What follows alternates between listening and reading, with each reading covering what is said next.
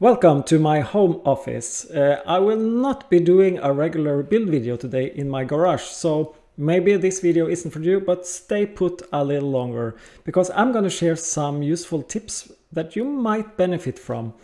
From time to time I take one step back and I evaluate my work and I try to look ahead and plan what I'm going to do next. And I do that by taking a picture of my bike and use that as a template for figuring out what to do next.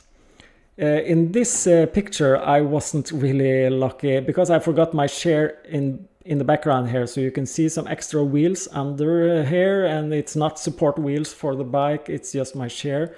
Anyway, the first thing I do is to make the picture black and white, and then I do some modifications to it to get it a bit cleaner because this old stuff is just halfway through my project. So let me show you how it looks like when it's black and white. There you got it. And you can see also, in addition to removing my share in the background here, I did some few modifications here. I made this rear part black. It's gonna be black sometime in the future, so by switching around with the contrast and the color intensity, I made this look black, and I also removed the stickers, the lines on the tank, to make it a bit more clean. The next thing I did was to add the exhaust to it. And as you can see, the bike is more showing now how it's gonna look like in the future. And at this moment I actually noticed this strange part here looks a bit off. Something is missing here. It's almost like the bike is cut here. The tank is quite bulky, the rear part is quite bulky, and here it's very thin. So what I'm gonna do is to add a box under here just to make this look a bit more solid and connect the front part and the rear part of the bike. I think that will be okay. I can have my rectifier there, have some fuses or wires, so it will come handy. Another thing that isn't optimal on this bike is the tank having this curved down here. I have got this idea from other bike builds of this bike, that is to draw a black part at the lower in the tank here. Let me show you. Here I added a white stripe and then painted this lower part black. I haven't really painted it, I just draw it on my computer. Let us add some colors as well. Here you can see how it will look like as a red. And the sticker here is not on the correct angle according to this line, so let's just rotate it.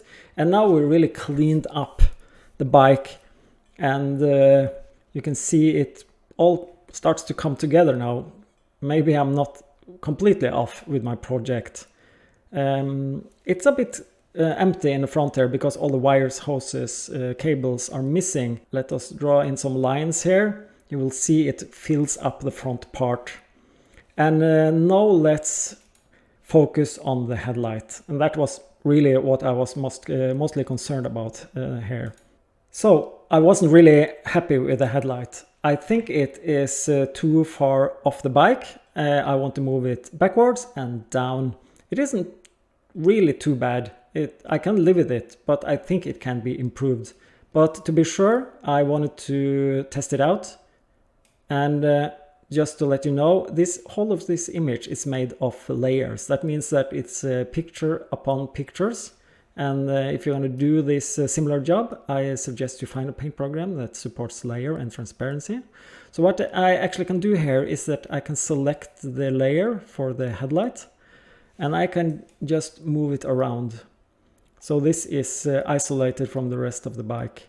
And I can see how it's gonna look like in different positions.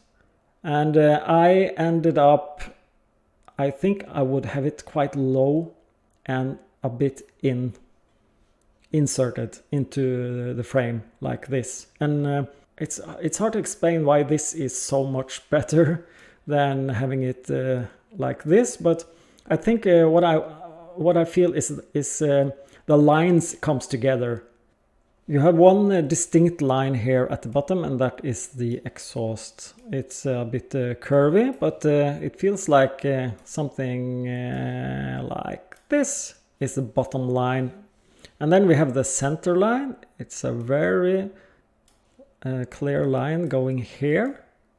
So it somehow goes like this. And then we have the top line, and that starts with the headlight and goes down here with the seat, something like this. So we can see, it feels like something like this.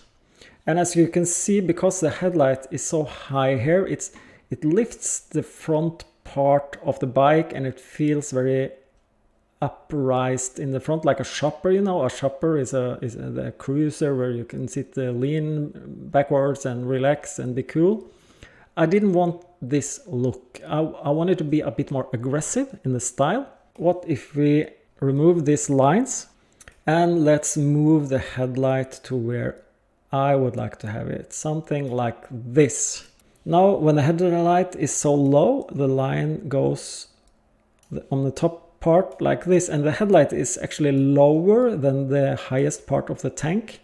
So this means that you will get more like a downwards looking profile.